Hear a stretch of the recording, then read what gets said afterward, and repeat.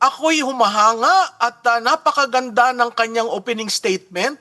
Sa political communication, napakaklarado kasi binanggit niya yung burden of proof, yung principle ng burden of proof, na yan ay bumabalot sa constitutional rights ng bawat accused, no?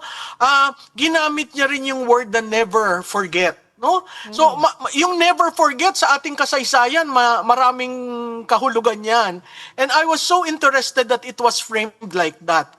Maganda ang kanyang opening statement kasi sinagot na niya yung kabuuan. It was like a summary, no, ng mga charges.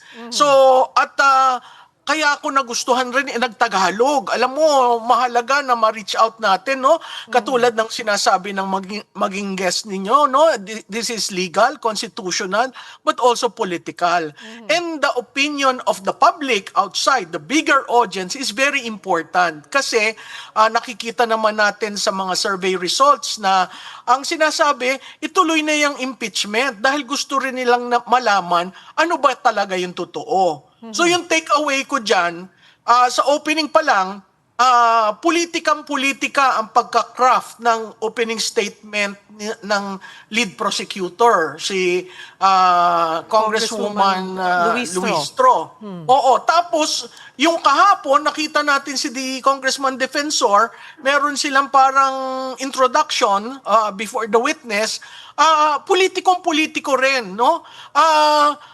Versus a clinical, legal, and remaining on yung burden of proof. Ano ba ang proof nyo? Ano ba ang evidence nyo? So parati kong sinasabi dun sa mga nakikinig, makinig po tayo, mahirap intindihin kasi may mga technical matters katulad nitong itong witness nila na sa tingin ko naman ay hindi expert diyan sa pagdating ng digital forensic. Pero makinig pa rin po tayo kasi kung hindi tayo makikinig, hindi natin maiintindihan ang katotohanan. Maganda itong week na ito, nagsimula na tayo sa impeachment. Maganda ang pagkakalatag. Pumapabor lang ako dun sa medyo maliwanag, no? Nakita natin ang mga ebidensya, no? So again, babalik tayo dun sa sinabi ni Attorney Sison. Ang burden of proof nasa prosecution. Kaya po yung object ng object, yung po ang role nila kasi you have to prove. No, you have to prove that indeed she made those things, no? At pag hindi yan na preba at ang maghuhusga kung yung burden of proof na achieve ay ang senator judges.